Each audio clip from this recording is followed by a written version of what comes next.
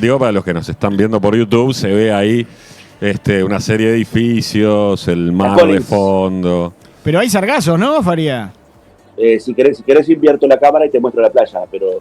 No hay nadie. Pero... No. Si querés lo hago, mirá. A ver, dale, mostrame cómo está la playa. A ver, pará. ¿Vos te pegaste algún baño?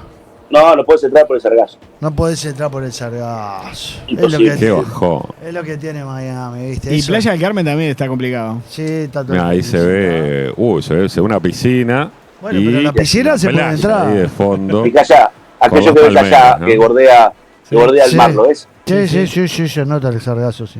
Todo eso hay por lo menos 3 metros de sargazo para entrar a la playa, y después cuando te tirás al agua tenés por lo menos 2 metros dentro del agua. ¿Qué quiere decir eso? Que para estar en el agua y bañarte tenés que entrar por lo menos 4 metros para adentro. Tenés que pegar un salto grande. Y escuchame, ¿la piscina está disfrutable? No, la piscina sí. Ah, está bien. Bueno, Sí. ¿cómo le están pasando? ¿Cómo viste ayer la inauguración del Mundial? Acá estábamos comentando que nos quedó gusto a poco. Sí, bueno, mirá, en realidad es lo mismo, los bailes. Es muy colorida, muy linda, pero yo ya estoy acostumbrado, y además, ¿sabes lo que pasa? Que cuando vos estás por salir al aire en una transmisión, estás pendiente de todo, ¿no? Sí, pendiente claro. pendiente de la parte técnica, pendiente de los sonidos, pendiente de todo lo que falta para hacer, y entonces ahí querés que todo técnicamente esté 10 puntos, y entonces no te fijas tanto en eso, ¿no? Alberto probando el sonido, nosotros armando los equipos, buscando la información, tratando de tener todo lo que necesitamos para transmitir, y que todo salga bien, porque era la primera transmisión. Cuando es la primera transmisión, todo lo que vos preparaste, Sí. Y esperás el sonido del estadio, hay que ver si está. El micrófono que vos preparaste, hay que ver si está modulado. Bueno, toda la parte técnica, hasta que no está tranquilo, vos no le prestás atención a otra cosa, ¿no? Y bueno, que salió bien, salió perfecto. Sí, salió impecable. Por suerte la primera salió impecable, y después que sale la primera, ya viste, cuando le das el beso a cuando le das el beso a la novia, ya después que le das el beso, ya todo mal. ¿Y qué te pareció México-Sudáfrica? ¿Qué te pareció el partido?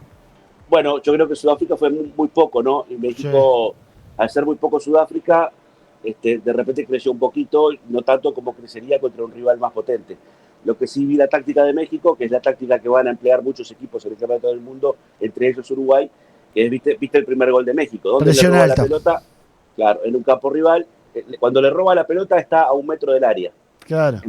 Es mucho más fácil hacer el gol si le roba la pelota en el área de ellos, que si esperás que vengan hasta el área tuya, se la robás y tenés que correr 40, 50 metros para hacer un gol. Sí, pero creo que igual en el segundo tiempo hubo una en que el golero de Sudáfrica se la dio en los pies a un mexicano, o sea, era fútbol amateur eso. Sí. Sudáfrica, evidentemente, viste que todo el mundo piensa que los africanos, te imaginás, corpulento, físico, pesos pesados. Ayer Sudáfrica no tuvo ni físico, ni corpulencia, ni fútbol. Bueno, no, y tenés que tener técnica, ¿no, Ernesto? Tenés que tener técnica, los defensas tienen que tener la técnica suficiente para jugar como se juega de esa manera. El técnico es un técnico europeo y evidentemente le quiere dar esa impronta, pero te necesitan los jugadores para jugar de esa manera, ¿no? No es lo mismo mirar la tele y jugar el PlayStation que jugar el partido. Después claro, ¿Y México? ¿Y a México cómo lo viste? Mira, México lo vi ordenado. Lo vi con un plan de juego, con una táctica elaborada. Sí. Lo vi con Quiñones, que es un buen jugador, con Jiménez, que es un buen delantero. Sí. Pero no lo puedo poner como una medida de valor porque lo contrasto con Sudáfrica. Claro. Y digo, ¿cómo sería México con un rival más importante? Con Corea, hay que ver cómo le va con Corea. Pero está bueno que haya ganado Corea, porque cuanto más equipos con 0 puntos hayan, más equipos hay para irse del Mundial. Claro. Mejor oportunidad para estar entre los 8 mejores terceros. Menos empates, ¿no? Cuanto menos empates, mejor.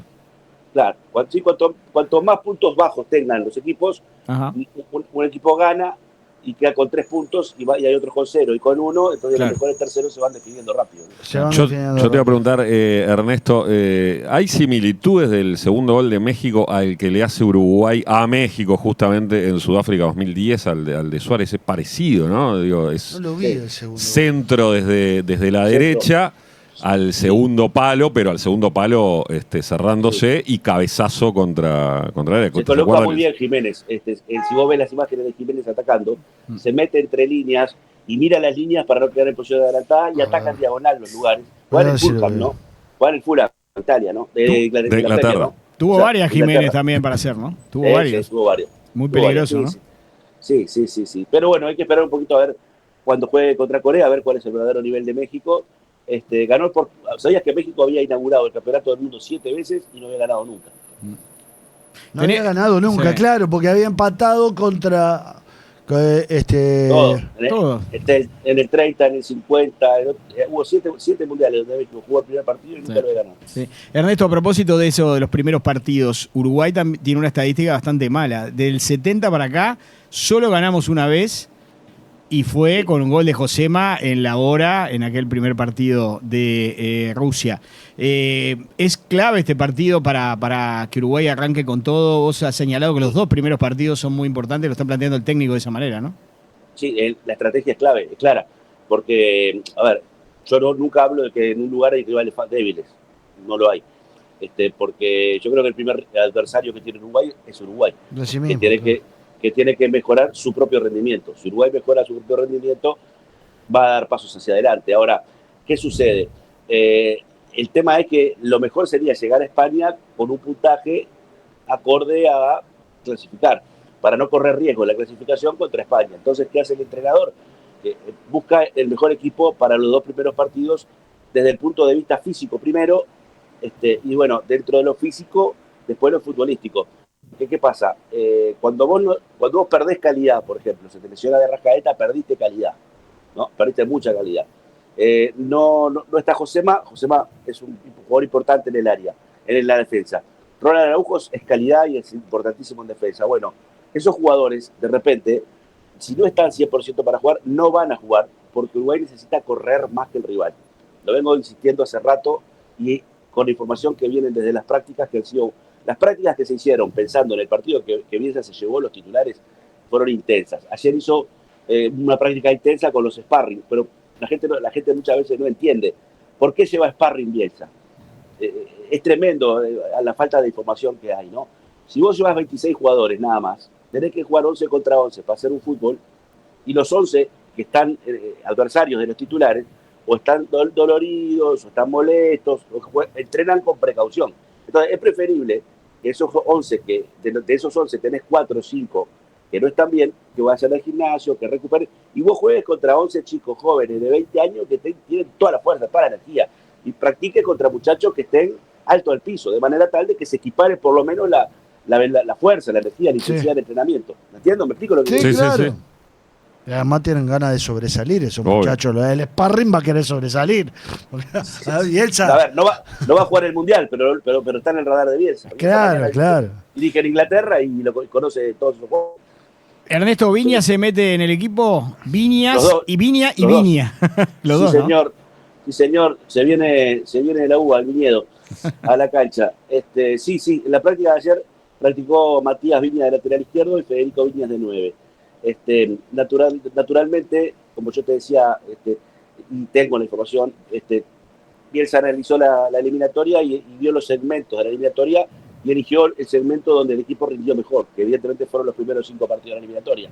En ese segmento, el equipo jugó con Ronald Araujo, Cáceres, Olivera y Viña. Hoy no puede contar con Ronald Araujo, que era el plan A. Juega Varela, Cáceres, Olivera y Viña. O sea, de los 4 que jugaron contra Brasil, Argentina y Colombia en el arranque, juegan 3. O sea, es una muestra de que quiere ese equipo. O sea, después, esos partidos los jugaron Ugarte, Valverde y De la Cruz. Porque recuerden ustedes que en el arranque Bentancur no era titular. Estaba en el banco, cierto. Ahora está Bentancur, que para mí es el jugador más importante de Uruguay. Bentancur y Ugarte van a jugar de doble 5, tratando de hacer un eje. Va a jugar con 2 jugadores por afuera, que tienen mucho ida y vuelta, que te pueden, por ejemplo, estar en actitud defensiva y muy rápidamente en actitud ofensiva, que son Araujo y Valverde. Valverde te está defendiendo y con 4 zancadas lo tenés en el área rival. Y después va a jugar con 2 puntas que se van a alternar en los movimientos ofensivos, porque Darwin es referencia de marca y Viñas puede aprovechar los espacios, y ahí de repente por afuera le van a surtir juego los dos aleros y por adentro Bentancur. Ese es el plan de juego, con presión alta al campo rival. Ese es el partido que se imagina el técnico. Después el fútbol empieza y los partidos son otras Pero cosas. Arabia ya sabe que ese es el partido que va a ser. Sí, puede ser. Bueno, supongo que sí. Y nosotros sabemos, bueno, te lo pregunté ayer. Tavares no, perdón. ¿Bielsa sabe cómo va a jugar Arabia? Bueno, Bielsa estudió a Arabia tanto como Arabia estudió a Uruguay. De eso te lo puedo asegurar. Si hay algo que vos podés criticar a Bielsa porque le erra un cambio, no te gusta el equipo, no salude, no tira la cadena cuando va al baño, lo que vos quieras. Pero lo que no podés criticar a Bielsa es que no tiene 8 personas estudiando jugador por jugador de Arabia. Te cuento una anécdota. A ver. Maxi Araujo llega a jugar en su equipo, en el equipo de Portugal, no en el que fue ahora, sino en el primero, en el que estaba. Sí. Y el ayudante de Bielsa lo llama para decirle cómo está, cómo se siente. Dice, muy mal. Dice, voy 4 partidos jugando de lateral, no paro a nadie, no marco a nadie, estoy jugando espantoso. Y el tipo le dice, pero tu entrenador te dice contra quién vas a jugar, qué jugador vas a marcar. Dice, no me dicen nada, me ponen de lateral. Dice, bueno, dame media hora. A la media hora lo llamó y le pasó un video y le dijo cuáles eran los próximos equipos que iba a jugar de ahí hasta el final de la primera rueda del campeonato. Le dio las características de todos los punteros que jugaban en cada uno de los equipos, para dónde enganchaba, le mandó un video de cada puntero derecho de cada rival que iba a jugar de ahí en adelante y le dijo cómo lo tenía que marcar. Este juega por acá, este juega así, fíjate si juega mirate el video. A los 3 meses lo llamó y le dijo, es el mejor jugador del equipo. Entonces, eso no se puede discutir. Ernesto, algunos partidos no, jugadas de partidos previos de Arabia Saudita, lo que pudo observar es un problema defensivo importante, por lo tanto Uruguay, que es un equipo que puede jugar y tiene a Núñez y a Viñas, podemos ganar ahí en el área, ¿no? Yo recuerdo el partido de hace unos cuantos años y también ganamos con en la parte aérea, ¿no? Es decir, es un arma que tiene Uruguay como para mover un partido que se pueda complicar, ¿no? El tema de la pelota quieta y los centros al área, ¿no? No le he visto bien esa defensa, ¿no? Bueno, lo que leo yo es eso, que los problemas de Arabia son defensivos y bueno, coincide con lo que hace el técnico, pone 4 delanteros. Sí.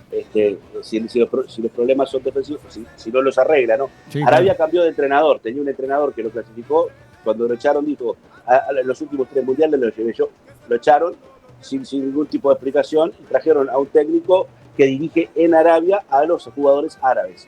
Es como echar a Bielsa y traer a un técnico de uruguayo que dirige la liga uruguaya para jugar con jugadores uruguayos. Sí. Lo que pasa es que los árabes no salen de Arabia. ¿Para qué van a salir de Arabia si ahí no se paga mejor? ¿Quién es la estrella? ¿Sigue siendo el Duaisari, aquel que le hizo el gol? Sí. Yo hace mucho que hay mucha distancia entre un mundial y el otro. Arabia le ganó a Argentina, pero con otro técnico. Pero estaba el Duaisari, es aquel que le había hecho el gol. Sí. No, y fue lo único que hizo Arabia en ese campeonato. Bueno, Arabia viene de el último amistoso de ganarle 3-0 a Puerto Rico, pero de perder 2-1 con Ecuador, de perder 2-1 con Serbia, de comerse 4 con Egipto, de empatar 0-0 con Emiratos Árabes Unidos por la Copa Árabe. Pero los amistosos, viste que no. Por eso, estoy viendo partidos por la Copa Árabe. Sí. Empató 0-0 con Emiratos Árabes, perdió 1-0 con Jordania, le ganó 2-1 a Palestina, y perdió con Marruecos. Ojo con Marruecos. Esto de jugar partidos amistosos ahora un poco está dando la razón a la planificación de la selección. Fíjate vos que Argentina va a sustituir un jugador por lesión. Y ahora estaba leyendo que Marruecos sustituye 2 jugadores por lesión. Sí. En el amistoso. Entonces. Y Japón sustituye a Endo. Claro. Y vienen fundidos, los jugadores vienen fundidos, una temporada muy alta. Es mejor que descansen y que no forzarlo. Y fíjate Uruguay, que tiene 3 jugadores que ya no van a estar el lunes, ¿no? Claro, cada uno tiene características diferentes y las decisiones que se han tomado son diferentes. Por ejemplo, hay muy mala información y a mí eso me recalienta, porque también se manipula mucho. Por ejemplo, de Arrascaeta tiene un micro desgarro. Un desgarro son 20, 21 días. Un micro desgarro puede ser 10, 12, 15 días. se lesionó hace 12 días, es decir, 10, 12 días antes del Mundial. No llega para el primero, pero parece. Bueno, entonces yo pregunto, vos podías tener dos decisiones que tomar. La primera, decir, bueno, vamos a recuperarlo con límites muy cercanos al primer partido, probablemente descartado, de hecho está descartado, sí. O podés decir, bueno, y de repente para el segundo empezás a contar con De Arrascaeta. O podías sustituirlo por otro, ¿no? Ahora, vos me decís, ¿hay un jugador en el mundo que sea sustituto de Arrascaeta y que pueda equiparar medianamente el posible rendimiento de Arrascaeta? Que no sea Salazar o De la Cruz, que ya están en la selección. Yo creo que no. Thiago Palacios, que está jugando en el Estudiante de La Plata. Pero muy lejos, ¿no? Muy lejos. Para mí puede haber alguna instancia. Entonces, es mejor tratar de tener a Arrascaeta, utilizar a Salazar, utilizar a Villa si lo quiere bien poner, ver cuándo juega De la Cruz y esperar por De Arrascaeta. Lo otro, Ronald Araujo. Ronald Araujo entrenó en forma diferenciada todos los días en el complejo. Es mentira que informe que Ronald Araujo se lesionó en el complejo porque vino con una molestia de la pantorrilla, se lo cuidó, se lo trabajó lentamente, no se lo exigió. 2 días antes de viajar, dijo, bueno, vamos a hacer un espacio reducido para ver cómo estás. Hicieron un espacio reducido, Ronald paró y dijo, no, me voy a lesionar. ¿Qué hizo? Viajó a España, se hizo células madre para fortalecer la zona, le preguntó al médico qué hacía, el médico le dijo, vamos a esperar un poquito y arriesgar el partido que te quieren poner. Ronald Araujo cuando juegue va a ser un riesgo. Es muy probable que se lesione, podemos tener la suerte de que no se lesione. Ahora bien, ¿se puede sustituir a Ronald Araujo? No se puede sustituir a Ronald Araujo. ¿Por qué? Porque no hay un estudio de imagen que diga que tiene una rotura. No le podés pedir a la FIFA sustituir a un jugador que no está lesionado. Claro. Tenés que tener una lesión para sustituirlo. Entonces no tenés más remedio que tenerlo. Además también no hay un sustituto de Ronald Araujo que pueda jugar a su altura. No, y que pueda cubrirte las dos posiciones que te cubren, ¿no? Central y lateral derecho. Yo la única crítica que sí le hago a las convocatorias de Bielsa, que es una crítica que por lo menos en mi forma de pensar, es cómo está balanceada la lista. Hay demasiados laterales izquierdos y pocos laterales derechos. Sí, claro. Sí. Yo, por ejemplo, hubiese eliminado a un lateral izquierdo y sustituido y puesto al Pumita Rodríguez, por ejemplo, que juega en Brasil, ¿no? Entonces, tendría 3 laterales derechos y 3 laterales izquierdos sobran. Olivera puede jugar de lateral izquierdo, si querés lateral izquierdo, Viña lateral izquierdo, Maxi Araujo si quiere jugar lateral izquierdo, Sanabria lateral izquierdo, hay 5 laterales izquierdos y hay 2 laterales derechos. Se te lesiona Varela y no está Araujo, ¿quién pone de lateral derecho? Y tiene que ir Valverde, no tiene otra. Exacto, ese es el desequilibrio que yo creo que para mí debió haber puesto al Pumita Rodríguez y sacar un lateral izquierdo. Bueno, que fue la única. Bueno, Ernesto, con esos 37 grados que tenés ahí, anda a pegarte un chapuzón, te liberamos y nos volvemos. Voy a preparar todo el material para las redes. Nos volvemos a comunicar el lunes en la previa del partido. Cuando ustedes mandan. Dale. Ahí estaremos ya. El lunes estaremos ya en la parte de movimiento del estadio, así que vamos a estar seguramente por ahí. Bueno, muy bien, Ernesto. Faría. Y se corta ahí. Bueno, y nos vamos al flash informativo.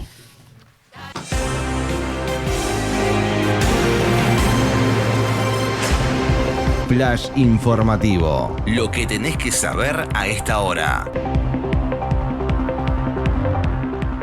Mañana fría en la capital del país, 5 grados la temperatura actual, la máxima prevista es de 16 según Inumet y la visibilidad, atención, es reducida a 50 metros nada más debido a la presencia de niebla, por lo que algunas operaciones del aeropuerto de Carrasco se han visto demoradas. Asesinaron a balazos a un hombre en una vivienda ubicada en la zona de Pinares, en el departamento de Maldonado. Según información primaria que maneja la policía, los vecinos del lugar escucharon varias detonaciones de arma de fuego y alertaron a las autoridades. En la escena del hecho trabajó personal de policía científica y realizó las pericias correspondientes. De acuerdo con los primeros datos, en el lugar quedaron más de 10 casquillos de bala. La víctima fue hallada sin vida dentro de la vivienda donde ocurrió el ataque, por lo que las autoridades investigan estudian el caso y no descartan una disputa territorial por venta de droga. En el panorama internacional, la prensa iraní presentó hoy un proyecto de acuerdo con Estados Unidos destinado a establecer un marco para poner fin a la guerra que no incluye sesiones sobre el estrecho de Hormuz y pospone las discusiones sobre su programa nuclear. Aunque ningún dirigente iraní ha confirmado el contenido de un proyecto de acuerdo, el presidente estadounidense Donald Trump mencionó una posible firma este fin de semana.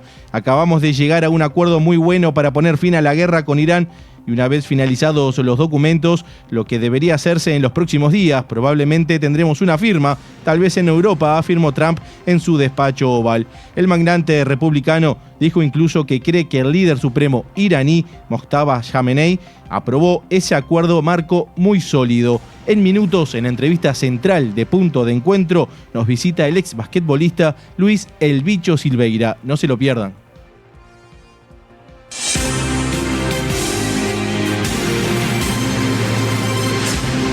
Flash informativo. Lo que tenés que saber a esta hora.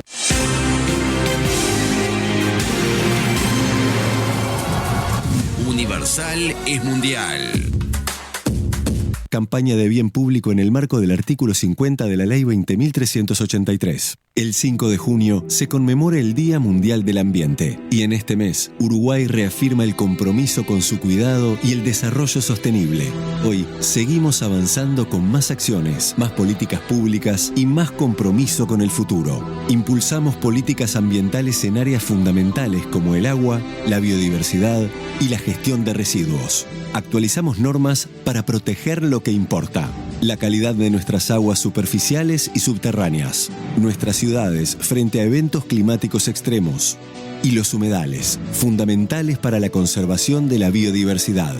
También avanzamos hacia un nuevo modelo de gestión de residuos basado en la clasificación en origen, el reciclaje y la valorización. Regulamos los residuos de baterías, acompañando el crecimiento de la movilidad eléctrica. Establecimos una gestión integral para los residuos de la construcción y aprobamos el decreto de donación de alimentos para reducir el desperdicio y generar impacto social positivo. El Uruguay sostenible se construye día a día, porque cuidar el ambiente es cuidar la vida y construir futuro. Uruguay Sostenible, Ministerio de Ambiente, Presidencia de la República.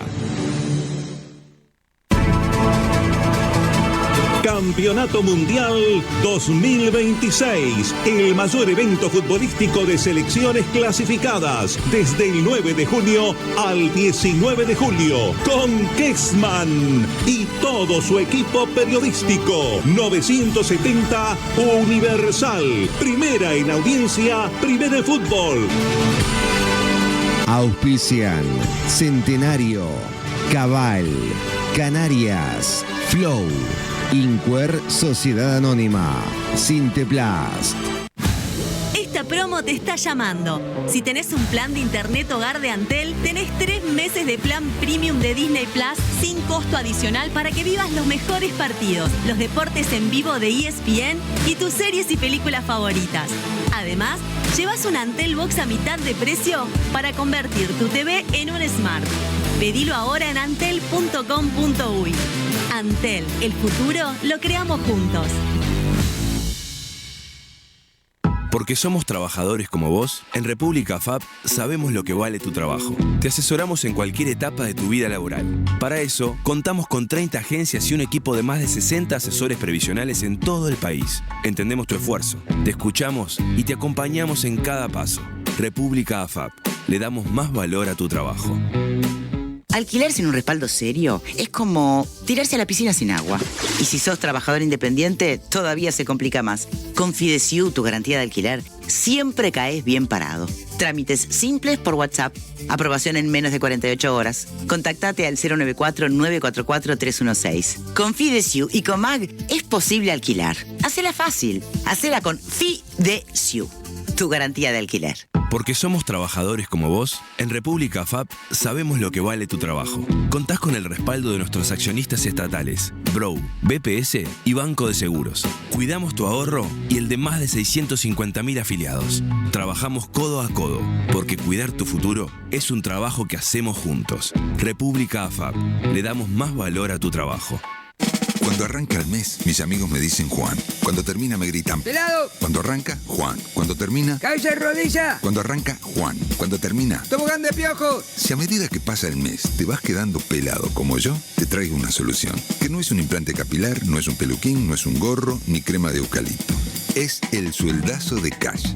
Vení a Cash, que sacando cualquier préstamo, participás por un sueldazo de 100.000 pesos por mes hasta fin de año. Hay Cash para todos. Bases y condiciones en cash.com.uy. ¿Querés que tus hijos disfruten las vacaciones de julio a pleno? Vacaciones de julio en Juventus. Un entorno seguro con actividades recreativas, natación, gimnasia y deporte. Vacaciones de julio en Juventus, desde solo 3.090 pesos. Juventus, Colonia 1065. Juventus, 2901-0705. Estas vacaciones, que las vivan en Juventus.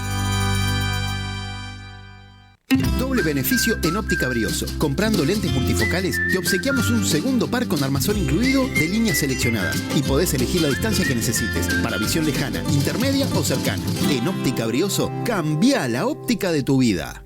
Advertencia: lo que escucharán a continuación puede abrirles el apetito. Palmitos, aceitunas, champiñones, arvejas, choclo. ¿Ya decidió qué cocinar hoy? Cosecha Dorada, la mejor cosecha en tu mesa. Importa Regional Sur, Damaso Antonio Larrañaga, 3624. Y también en Avenida Luis Valle Berres, 7140, 2506 1149. Duraznos, ananá, frutillas, higos, zapallo, peras en almíbar. Regionalsur.com.uy. Este es el correo de voz de Walter Center. Si conoces el interno, digítalo ahora. Si querés escuchar a Kessman cantando, presiona 3. Y si querés saber cómo termina el partido, confía en tu instinto. Walter Center. Este mundial, hacé como Walter y seguí confiando en tu instinto. Jugá todos los partidos desde la app y web en supermatch.com.uy o en los locales de la red. Hoy juega de todo el país. Supermatch, el juego de apuestas deportivas del Uruguay. Jugá con responsabilidad. No permitas que el juego se convierta en un problema. Dicen que cuando llega un mundial, los uruguayos nos agrandamos. Y es verdad, pero algunos crecen todos los días. Y en NetUI lo sabemos. Como Claudia, que pasó de vender tortas boca a boca a tener su propia tienda online. Un gol olímpico. Como Walter, que se recibió de arquitecto y se asoció con Camilo y Fernanda porque se conocían de juveniles. Lanzaron su web, Tiki Tiki, Yogo Bonito, al toque van de su área al área exclusiva para clientes. Y Antonio, ahí lo tenés, un contador que le sacó la roja a la oficina tradicional y pidió el pase. ¿Sabés a qué equipo lo transfirieron? Al equipo remoto. Tenemos 1000 historias así, porque los uruguayos somos así, siempre listos para levantar el centro e ir a cabecear. Somos hosting, somos dominios, somos e-commerce, somos web, somos todo lo que podés hacer en internet. Somos NetUI, una empresa uruguaya con la cabeza en la nube y los pies en el barrio. netui.net. Crece en internet.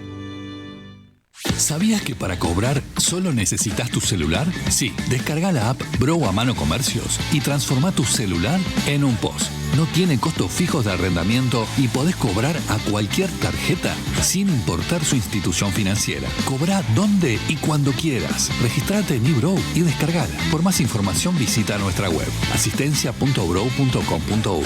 Bro a Mano Comercios. Si está a mano, es más fácil. Banco República, nuestro banco país. Acreditación en un máximo de 24 horas. Válido para tarjetas Visa o Mastercard de cualquier emisor.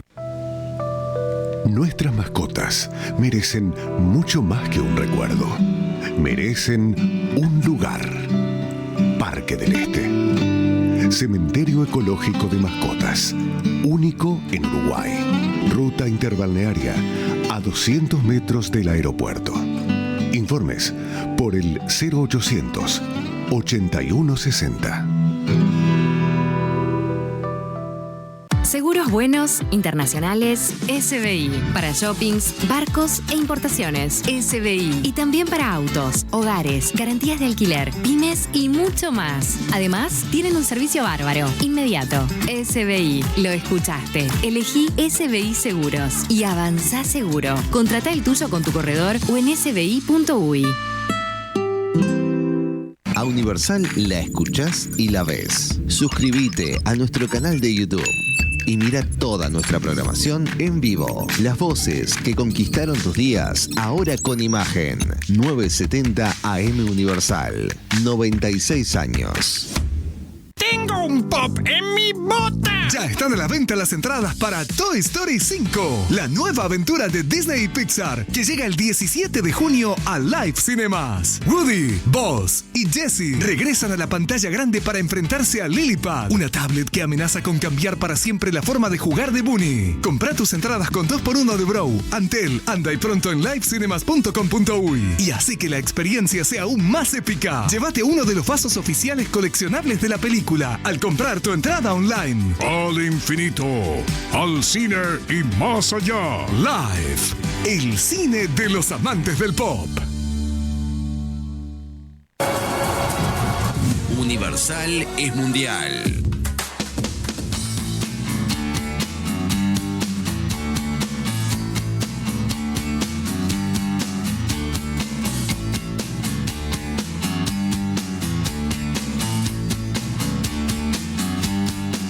This is a public service announcement. This is only a test. Emergency evacuation protest may impair your ability to operate machinery. Can't quite tell just what it means to me. Keep out of reach of children. Don't you talk to strangers. Get your philosophy from above the sticker. Morning. 16 minutos pasan de las 10 de la mañana, es momento de nuestra entrevista central en Punto de Encuentro. Y hoy recibimos, la otra semana tuvimos a un campeón sudamericano con Uruguay 1995 y 1997, las últimas dos veces que Uruguay logró ese título. Y hoy recibimos a otro que también estuvo ahí, que también estuvo en otro torneo, un torneo que se jugó en Paraguay para menores de 1,95 m, que también ganó Uruguay, sudamericano. Pero mide menos de 1,95 m. Mide menos de 1,95 m. No parece más. Si querés nos paramos, pues yo mido más o menos eso, y vas a 1,95, 96. Así que te vas a que está un poquitito abajo. Pero lo recibimos al gran Luis Bicho Silveira. Gracias por acompañarnos, Bicho. Bienvenido. Buenos días, gracias. Gracias por la presentación y también gracias por recordar ese campeonato que pocos lo recuerdan y que, de alguna manera empezó toda mi historia en la selección justamente con ese campeonato, ¿no? Y recuerdo que en aquello de la captación de jugadores vos te escapaste por 1 centímetro. Porque medías más de 1,95 m. Bueno, ahí tenés. No, lejos de tener la chance. Vamos, si querés, a empezar por la actualidad y después vamos a repasar un poco también momentos de la carrera como ese u otros también que no fueron tan gratos con la selección, sobre todo con las selecciones juveniles. En 2021 empezaste a acondicionar con otras personas una plaza para iniciar lo que fue la Escuelita de la Vía, ahí en el barrio Pueblo Ferrocarril. ¿Cómo surgió esa idea de agarrar una plaza que estaba de repente medio deteriorada y empezar a meterle mano y horas para empezar a enseñar básquetbol ahí? Bueno, fue una cuestión muy curiosa. En realidad ya hacía algún tiempo que yo venía viendo esto de la injusticia social en la parte deportiva, ¿no? Y tenía aquella idea de que depende, que no importa de qué lado de la vía te toca nacer, decía yo, y esto es algo que viene de los cuentos de la Andricina, ¿no? Sí. En el cual decía, vos en los pueblos nacés de un lado de la vía o del otro, ¿no? Pero si vos nacés del otro, pero ya voy a ir para ese, quédate tranquilo. O sea, hay una injusticia en todos lados. Y ahí fue que de alguna forma digo, pucha, es cierto, ¿no? O sea, no es una cuestión de mérito, es una cuestión de que te toca de un lado, te toca del otro. Y con esas herramientas vos vas construyendo tu vida. Vos podés construirla con clavos y martillo, o podés construirla con todas las herramientas, amoladores, etcétera, etcétera, etcétera. Y la sociedad se construye así. Hay unos que les dan un martillo y un clavo y hacen lo que puedas, y hay otros que tienen todo. Los que tienen todo, fantástico, porque te tocó nacer del lado bueno de la vía, pero a los otros qué, ¿no? Y ahí surgió aquello de ¿Vos de qué lado de la vía naciste? Yo nací del otro. Yo nací del otro lado de la vía y entonces entiendo un poco todo esto. Si bien tuve suerte, porque dentro de ese otro lado de la vía nací con una familia que priorizó nuestra educación, que trabajó muchísimo. Yo soy hijo de comerciantes, de almaceneros. Yo fui almacenero. ¿De qué barrio? A mí me gusta decirle el Prado, pero en realidad es Sayago, ¿no? Es el Prado Obrero Sayago, porque estás ahí cerca de lo que era de Casa Galicia. Desde Rajo para el otro lado, para el lado de la vía, justamente. Y bueno, y ahí fue que yo salí, y hoy hablábamos fuera de cámara. Vos en aquellos lugares, en los clubes, vos ibas y entrabas, no te decían tenés que pagar una cuota social para nada. Y yo fui becado en Estocolmo, que fue el club donde yo salí, y ahí empezó un poco todo. Mi vieja es de aquellas personas que vino con las inundaciones de 33, hace muchísimos años, y era de las que cuidaba niños más pequeños. Vino con 12 años a cuidar en casa de familia niños más pequeños, y ahí fue como arrancó. Y mi viejo también toda la vida siendo comerciante y almacenero, y ahí nos criaron a los tres, a mis dos hermanos y a mí, y por eso creo que nací del otro lado de la vía, con algunas herramientas más que muchos, y después con mucha dedicación, ¿no? La vieja siempre dijo, vos tenés que... Les voy a dar a mis hijos todo lo que puedan. Tienen que hacer de todas las cosas posibles. Después ustedes eligen. Y ahí fue que hicimos, pero absolutamente de todo. No, te mandaron a estudiar piano. Me mandaron a estudiar recuerdo, piano, ¿no? guitarra, solfeo. ¿Eso es bueno? Bueno, hace muchos años que no toco, pero mamá dice que tocaba bien para Elisa y ese tipo. Me gusta la música clásica. Pero bueno, hoy en día no asocian al bicho se lo ir tocando un piano ni ahí, pero le juro que lo hacía. ¿Un piano te animás? Sí. Me animo.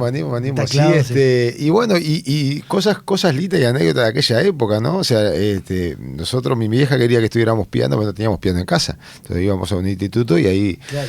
Pero una vez se encontró con una vecina que ya no tocaba más el piano y le dijo, te compro el piano, pero no tengo plata. Yo te voy a ir dando plata, y entonces toda la semana juntaban monedita, y cuando te termine de pagar el piano, lo vengo a buscar. Un buen día, mamá me dice a mi hermano y a mi padre, dice, bueno, vamos a buscar el piano. ¿Qué piano, mamá? Un piano para que ustedes estudien acá en casa. Un piano de aquellos de el corazón de bronce y qué sé yo. Fuimos en una chata. Era a 10 cuadras de casa el piano, y lo trajimos en una chata para casa. No te puedo explicar lo que nos costó entrarlo, pero bueno, así eran las cosas en casa, dedicación, y vamos para adelante, y así me criaron. Por eso nací del otro lado de la vía, pero tuve la suerte de tener esta madre y esta familia que nos impulsaron. ¿Vos pediste pelota de básquetbol o pediste de fútbol? No, yo cualquier cosa me venía bien. Nosotros jugábamos ahí en Rafa, jugábamos con el pomo. ¿Ustedes se acuerdan de los pomos Gamberoni? Aquello de vinagre, gorditos, los verdes, pero no los de ahora que son más finitos, aquellos eran gorditos. Entonces jugábamos con eso porque teníamos una pelota en todo el barrio, y si se nos iba para la calle la explotaba el ómnibus, no teníamos más. Entonces en vez de jugar a la pelota jugábamos al pomo, que era el fútbol con un pomo en la vereda. Si nos rompía el pomo, bueno, teníamos almacén, siempre aparecía otro pomo. Claro.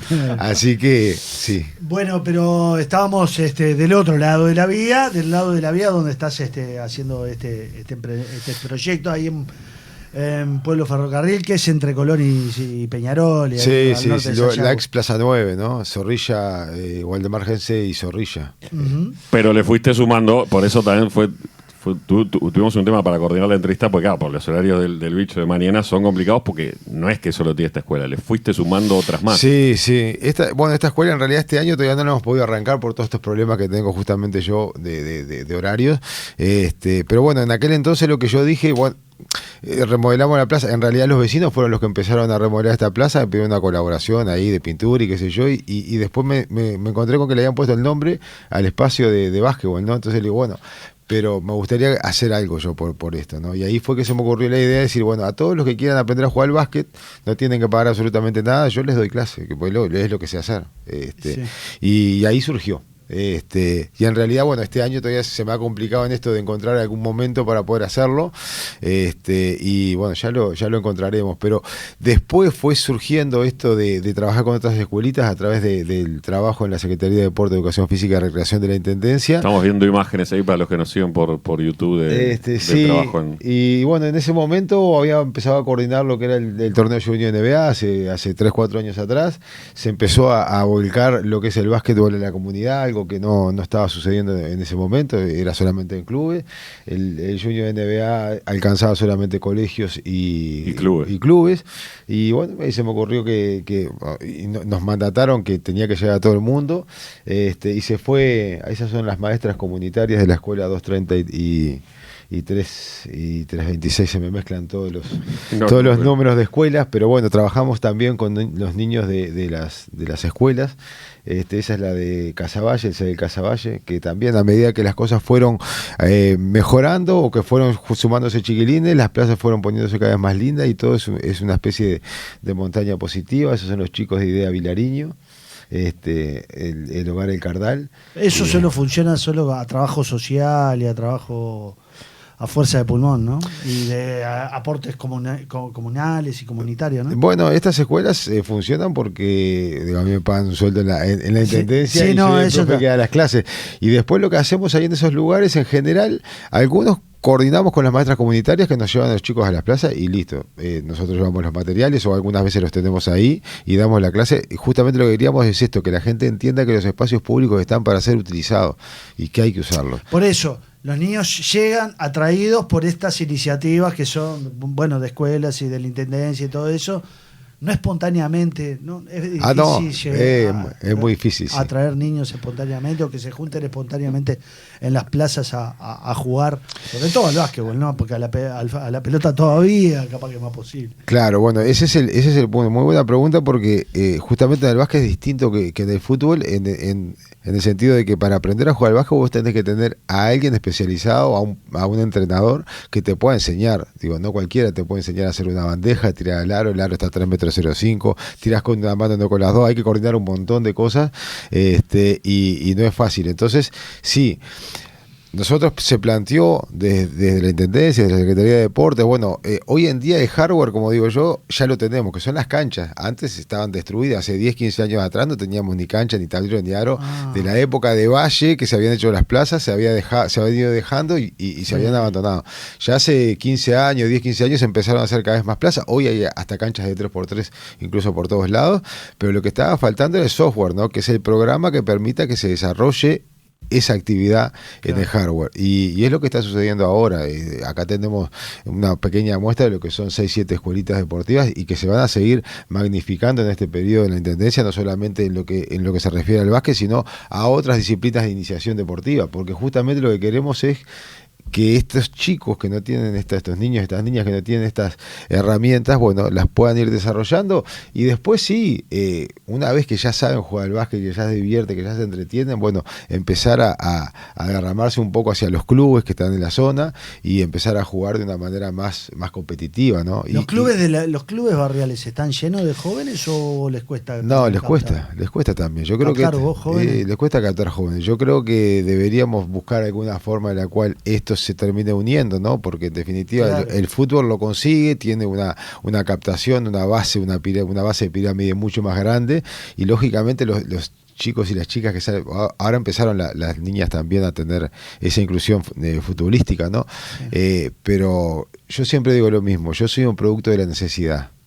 El bicho silvestre es un producto de la necesidad. Si bien a mí me gustaba el básquetbol y qué sé yo jugué al básquetbol para vivir y mantuve a mi familia con mi trabajo. Con tu sueldo. Y si yo no andaba bien y no tenía un buen año, el contrato del año siguiente no existía y mi familia no se sostenía. Que es como le hacen la mayoría de los jugadores de fútbol. Claro. Entonces, dejas todo. Aparte de que te gusta, aparte que vos tengas una impronta especial, y yo creo que tendríamos que empezar también a seguir trabajando en esto del básquetbol y buscar esto de que lo hago porque me gusta, pero si no la peleo y no la muerdo, no tengo la mía. Pero yo te lo preguntaba en el sentido, yo que sé, no me imagino que, por ejemplo, no sé si ahora vamos hasta Atenas, hasta Huelca o hasta Cordón, no sé qué, no entran muchachos ahí a querer jugar, tienen dificultades, no es como en otras épocas que los gurises, yo me acuerdo que yo vivía cerca del viejo Club Atlético Defensor antes de la fusión, allá se cae, y ibas y tirabas, entrabas y tirabas. No pasaba Yo era nada. petizo. Sí. Yo era Claro, petizo. sí, sí, sí. Pegué el estirón en tercero liceo y luego andané en tercero escuela. Pero no había restricciones. Ibas y tirabas. Hoy ya no es. Eso No es entran los muchachos, no. los chiquilines no entran a los clubes a tirar. Y primero no, porque tienen otras atracciones, ¿no? El celular está mostrando. Las plantas, o sea, las pantallas, entre otras cosas. Por un lado, por otro lado, los clubes se han cerrado, ¿no? Por una cuestión de seguridad muchas veces, otras veces por cuestiones económicas, porque si no entra la cuota, no puedo sostener el club. Eso por otro lado. Y después hay una concentración de clubes en ciertos lugares que no los hay en otros, ¿no? Entonces, me estás mencionando todos estos clubes y estamos hablando todo acá, Sí, toda la zona Italia del municipio al B, sur. municipio C, bueno, tenés la parte de Carrasco, Malvin Norte, Punta Carreta, todo estamos hablando de una zona relativamente privilegiada y hay clubes que yo te digo que están en el municipio F, D, en el municipio A inclusive, te puedo nombrar 3 clubes y es Defensor de Maroña, que está en el municipio FD, en la conexión, la Reborge, y después tenés Verde y Rojo allá en el A. Ponele que tenés Estocolmo en las inmediaciones ahí. Sayago, un poquito de G, pero después no tenés absolutamente nada. Estamos hablando de miles y miles de niños y de niñas que no tienen un club a donde desarrollarse, que además de todo, digo, si van a ese club le van a decir, bueno, te voy a cobrar una cuota porque no hay otra forma. Bicho, ¿de dónde surgió el Banco de Campeones? El Banco de Campeones. Eso me pasa porque ando corriendo mucho. A mí me gusta correr y cuando vos corres las ideas fluyen. Entonces cuando yo salgo a correr se me ocurren cosas y en esto de vivenciarlo en la cancha te encontrás con que en estos lugares lógicamente los chicos vienen con lo que tienen y lo que tienen muchas veces no es adecuado para la práctica deportiva. Entonces me pasaba que de repente venían chicos en invierno como en esta época.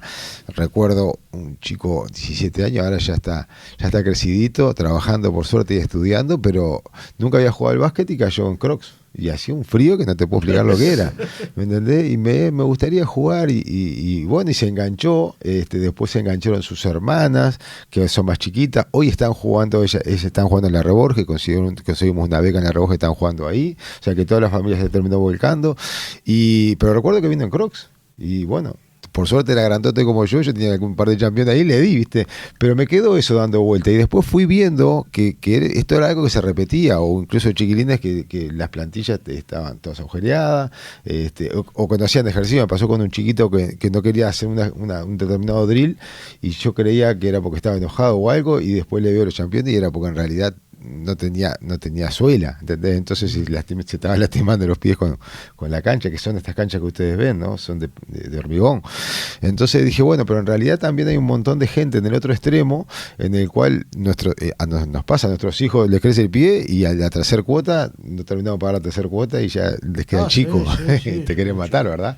¿Y qué hace con esos campeones? Y bueno, y esta es una forma de conectar esas dos puntas, ¿no? O los clubes que hoy en día tienen todos pisos flotantes, los campeones quedan impecables. Y bueno, ¿y qué hacemos con eso? Y ahí se me ocurrió conectar.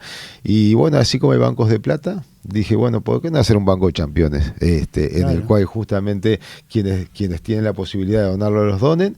Y en esto de tantas escuelitas, ya solamente de base teníamos un montón de lugares a donde dar los campeones. Y ahí arrancó. Hoy en día tratamos de no solamente quedarnos con estas escuelitas que de alguna manera ya están cubiertas, sino que nos escriban, que me digan, mira, tengo un grupo de chicos, no sé, de Lindau, o tengo un grupo de chicos que les faltan campeones porque pasan todos lados. Obvio. Y bueno, y ahí los voy clasificando y viendo qué es lo que necesitan y llevamos los paquetitos de un lado para otro. Y ahí como de los deportistas que nacieron jugando con campeones rotos, con falta de campeones. Es una carencia. Es una carencia. Yo me acuerdo que en aquel entonces los vulcanizábamos. No sé si ustedes se recuerdan de eso.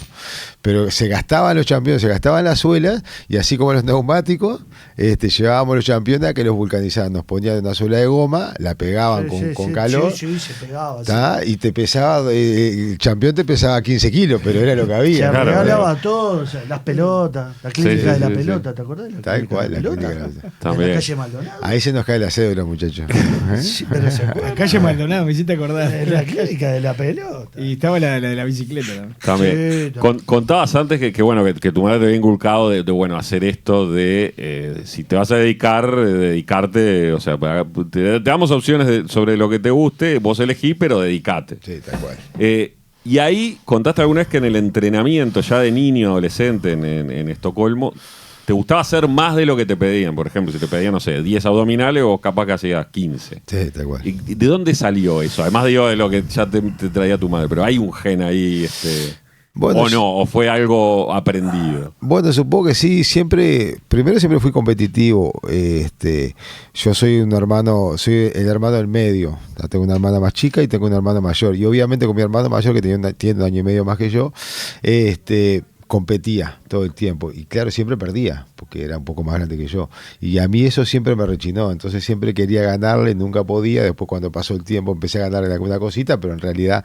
Y ahí fue que me supongo yo que el instinto competitivo se me despertó. Y bueno, y después darme cuenta que en realidad no tenía muchos talentos yo. Poquito. Entonces, para destacarme, encontré como que en esta parte física era un poquito mejor que los demás, y si le daba un poquito más o hacía un extra, podía destacarme. Y ahí fue que empezó a surgir un poco. Recuerdo que yo jugaba en River Plate al fútbol, hacíamos pretemporadas que eran criminales, y yo era bueno en eso, y bueno, superaba a los demás, y eso me gustaba. Entonces siempre fue, vamos a dar un poquito más.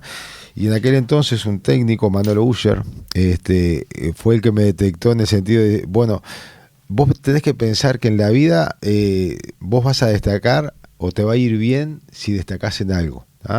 Y vos sos muy bueno defendiendo. Entonces esa característica tratá de mantenerla siempre, porque va a ser lo que te va a hacer destacar, y eso me quedó siempre en la cabeza. Entonces siempre le puse mucho foco a eso, a la parte física, a la defensa, y bueno, y tuvo toda la razón del mundo, ¿no? Porque yo entro en la selección porque era el mejor defendiendo, no porque embocara, no porque jugara bonito, no porque nada, era porque precisaban a alguien, una kriptonita para los grandes goleadores que habían en la época. No sé, Fefo Ruiz eran los que teníamos acá en Uruguay, pero tenía Oscar Smith, yo qué sé, en Argentina, bueno, había de todo, pero siempre precisaban a uno que estopiara los goleadores.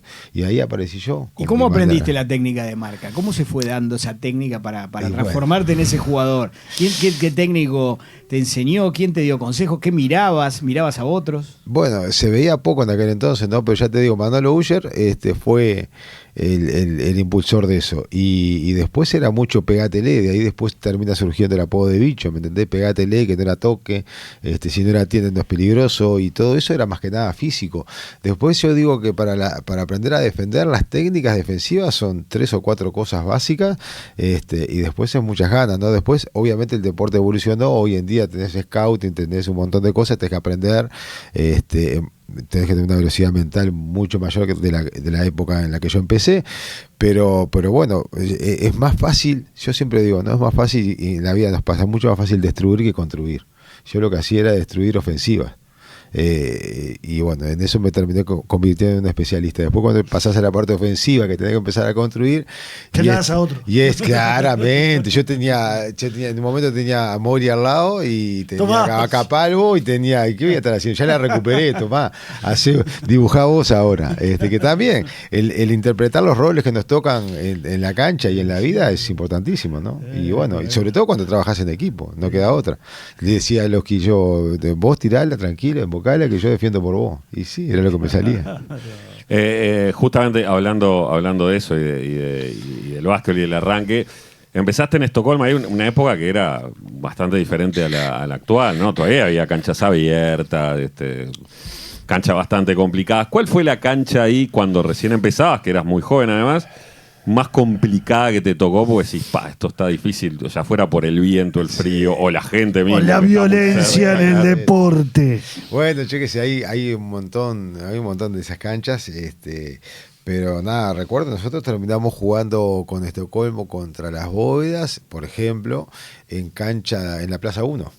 Porque las Bóvedas en ese momento tenían la cancha y jugaban de local ahí en la Plaza 1. La Plaza 1 está abierta, y sonaban algunas cositas contra el fierro, clink, clink, clink. Bueno, hoy tenemos que ganar nosotros acá, imagínate, hablando en esto de, bueno, está bien, van a ganar, ¿qué va a ser?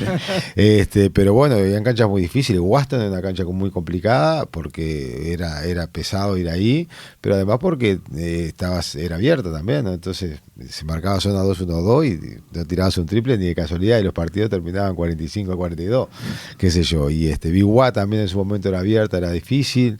Verde y Rojo siempre fue complicado ir a Verde y Rojo. Aguada también era difícil, pero en ese momento no las pensabas esas cosas. Yo iba y jugaba. No tenías miedo. No tenías miedo de nada. Yo recuerdo el primer partido que jugué, yo debuté con 17 años en cancha de Brunday, cuando era de Bitumen todavía la cancha, y ya ese primer partido, Mahoma Wenzel, yo me tocó, imagínense de qué año estamos hablando, 87. Y me partieron de un codazo, me partieron la nariz. Y me pusieron un par de algodones para adentro y me dijeron, entra nene, de vuelta. Y ahí te vas haciendo, ¿me entendés? Esa fue la primera, como el debut. Excelente ambiente laboral. Sí. Te dieron la bienvenida con... Sí, así mismo. Y bueno, está, o seguís adelante o te... Para, porque no te hagas la víctima acá. ¿Alguna vez diste una bienvenida de esa vos también? No, vos sabés que yo siempre fui muy leal, ¿no? Muy bruto, ¿no? Pero muy leal y sí me ha tocado. Si te partí la nariz fue de bruto, no de... Ahí está, ¿me entendés? Nunca hubo nada a propósito, pero sí me ha pasado de lesionar a algún compañero, incluso que era compañero mío en selección en su momento, porque salté a buscar una pelota, me le caí arriba y marchó. ¿Te la perdonaron? Sí. Después fuimos compañeros de club y aparte fue una cosa muy fortuita y en una práctica. Pero bueno, nada. Y después me he enterado de cosas que yo le he hecho a otras personas que yo en el momento ni me daba cuenta. ¿No te acordás que me pasaste por arriba y quedé ahí tirado y después me cambié? Ya, de verdad que no me acuerdo, ¿no? Pero sí, han pasado. ¿Estudiabas a quién tenías que marcar? Sí, bueno. Sobre todo a nivel internacional. Ahí volvemos a lo que eran aquellos tiempos y ahora, en los últimos. Yo jugué 4 décadas al básquetbol, en definitiva. Entonces, fue cambiando mucho el deporte. Al principio. Lo decís como si tuviera 160. Claro, pero yo arranqué en la década. Somos de tu edad, bicho. Yo arranqué en la década del 80 y terminé jugando en el 2016. Se fueron pasando y el básquetbol evoluciona mucho. Y en aquel entonces subíamos la pelota caminando y nadie te presionaba, por ejemplo, cuando recién arrancamos. Yo ya era un loco en aquel entonces, pero después me fui dando cuenta que en realidad el básquetbol la velocidad a la cual jugábamos al principio, la que terminamos jugando en los últimos años, fue brutal. Los cambios tácticos que hubieron, los cambios de regla que hubieron también fueron brutales. Entonces también en el scouting era lo mismo. Me acuerdo en 95 casi no había scouting. Víctor Berardi, que siempre fue un adelantado, nos trajo un entrenador, Clifford Luick, un entrenador americano, o sea, él era americano, pero había sido profesional en España y era entrenador en España, y nos trajo las últimas técnicas de defensa que había en España a través de una persona. No estamos hablando de a través de un video y otro, ¿no? Y eso fue clave, porque nosotros en el 95 cambiamos nuestro paradigma como selección y nos pasamos a ser un equipo muy, muy ultra defensivo, y después ofensivamente Marcelo cambió la velocidad del básquetbol a nivel uruguayo y sudamericano, ¿no? Pero bueno, nosotros íbamos a buscar la pelota en aquel 95 de la mano justamente de este fenómeno que fue Clifford Luick y que nos trajo defensas presionantes que no existían en aquel momento, nadie las hacía, y nosotros salíamos a presionar arriba a Argentina, a Brasil, a Venezuela mismo, y ahí la inteligencia de Víctor de no creerse, era el mejor de todos, ¿no? Eso lo tenemos clarísimo, pero no creerse nada, y traía uno que él creía que sabía más que él para enseñarnos a nosotros, y así fue que fue construyendo aquel mítico equipo campeón del 95 al 97, ¿no? Y sí, en aquel entonces poco scouting, a mí me tocó marcar a Oscar Smith prácticamente con los VHS, viéndolo jugar un partido entero, no es como ahora que se cortan, se editan todas las cosas, y entonces ahí te ibas dando cuenta, mira, este va para la derecha, tira arriba de la cabeza, qué sé yo, cosas muy puntuales, y hoy en día saben hasta qué desayunar, ¿no? Yo qué sé. ¿Funciona el hablar? ¿Funciona el sacarlo del partido? ¿Funciona eso? Cada maestro con su librito. A mí no me funcionaba. Yo no hablaba en la cancha con los rivales, prácticamente nada. Hablaban conmigo, claro, pero era insoportable. Yo después me veía en alguno de los scouts en esto, yo decía, yo si estuviera del otro lado, ¿cómo lo odiaría a este tipo? Que era yo, ¿no? Claramente. Era como Drupi, tenía que pasar una vez, otra, y cuando quería acordar estabas de vuelta ahí, te dan ganas de más. Y muchas veces sucedía que era que te empujo, te saco de arriba, pues ya no te aguanto más. Y bueno, yo después empecé a jugar con eso. Ese detalle psicológico empieza a a ser importante. Y muchas veces terminaba consiguiendo el objetivo porque psicológicamente los terminaba sacando de ese ambiente. Yo qué sé, alguna anécdota muy tonta, pero yo marcaba a determinados jugadores, era perseguirlo hasta abajo de la cama. Entonces yo lo perseguía hasta que el técnico rival pedía tiempo y se iban al banco y yo me iba pegado con él hasta que llegaba al banco y después me volvía al mío, o sea, como diciendo, te voy a perseguir hasta abajo de tu cama. El tipo me miraba como diciendo, te quiero matar. Y bueno, ahí en algunos momentos eso me sirvió para ganar, para que mi equipo ganara. Yo siempre creía que lo importante era que mi equipo ganara. Y ahí enfrenté jugadores que desde el punto de vista técnico, en mi opinión, no tenían nada que yo pudiera hacer contra ellos. Te estoy hablando de Tato López, te estoy hablando de Oscar Smith, por ejemplo. Y bueno, enloquecelos, que se pongan a jugar contra vos, que se olviden del equipo y de esa manera tu equipo gana. Y así pasó, con Tato en algún momento lo logré, y con Oscar Smith lo mismo, que irónicamente, más allá de que obviamente era mucho mejor jugador que yo, las 2 veces que jugamos contra él y que lo marqué, nuestro equipo ganó, con Uruguay y con Huelcan contra Flamengo en Río de Janeiro. El tipo estaba enajenado queriendo ganarme a mí. Te odio hasta el día de hoy. No, me no. llegó un mensaje. Falleció hace poco Oscar Smith. Un jugadorazo. Gran persona, Tremendo, para la comunidad, tremendo también un tipo muy respetado, pero también súper hiper competitivo y un monstruo total, ¿no? Decías, bueno, Tato López, Oscar Smith, también te tocó enfrentar en un momento a Manu Ginóbili, a Kobe Bryant, LeBron James, Steve Nash. ¿Alguno de ellos te podés decir, bueno, yo no era tanto de hablarles, pero alguno de ellos te aplicaba eso de hablarte y decirte, mirá, te voy a hacer tal cosa, no me podés marcar, hoy no podés conmigo? Sí, Tato era uno de los que le gustaba relatar las cosas en la cancha y me relató una que aparte me la hizo. Un juego de Estocolmo, él en Neptuno, y ese partido lo ganamos, pero me hizo 44 puntos. O sea que vamos a repartir galardones. Y yo tenía, en ese momento creo que tenía 20 años o 19 años. Y él jugaba muy bien en el poste, jugaba muy bien en la base, jugaba muy bien en todos lados, ¿no? Recién venía de Europa y me dice, guache de mierda, ahora mira, te voy a postear, te voy a hacer te voy a hundir, te voy a sacar, te voy a hacer una más y te lo vas a comer y después te voy a hacer el gol de bandeja. Así tipo, me lo relató todo completito así. Antes de recibir la pelota. No, cuando estaban yendo para el ataque. Y así fue, la pidió en el poste bajo, me hizo todo lo que me dijo. Y yo me comí la Maggi, y cuando me estaba comiendo la Maggi me estaba acordando todo lo que me había dicho. Y me hizo el gol. Y bueno, ya pasamos, dimos vuelta a página. Pero sí, después, otros jugadores de Ginóbili, Steve Nash, LeBron, eso olvidate, ni te hablaban, te hacían goles, nada más. Steve Nash era una cosa. Él jugó siempre para Canadiense, siempre jugó para Canadá, siempre lo enfrentamos. Y claro, no teníamos como darle. Kogan en un momento hizo un muy buen scouting de él, yo era el que lo defendía y entramos al vestuario y dijo, bueno, o sea, tenía los tips, ¿no? Para marcar a determinado jugador, va para la izquierda, es bueno pasando o es bueno tirando, no lo dejes tirar, preferible que pase, qué sé yo, todo ese tipo de cosas. Lo de Nash era todo tic positivo, ¿me entendés? O sea, maneja la mano derecha, maneja la mano izquierda, tira bien, pasa bien, esto, lo otro, yo mirás así, ¿y qué hago con esto? Se fueron todos los compañeros, se fueron todos y entonces yo abajo borré y le puse secuestrar a Nash. Estábamos hablando preolímpico, ¿no? Entonces, cuando volvimos en el vestuario, claro, ya nos había hecho todas esas cosas y miran y dicen, bicho, no podés, ¿y qué querés que haga? ¿Qué hay que hacer? Secuestrarlo, mirá todas las cosas bien que hace. Increíble. A la selección uruguaya, y de eso estamos hablando, llegaste después de que en preselecciones formativas te cortaron 4 veces. ¿Pensaste que no ibas a llegar nunca? No, nunca se me pasó por la mente. Yo dije, aunque sea de veteranos, de viejos, yo voy a vestir la celeste.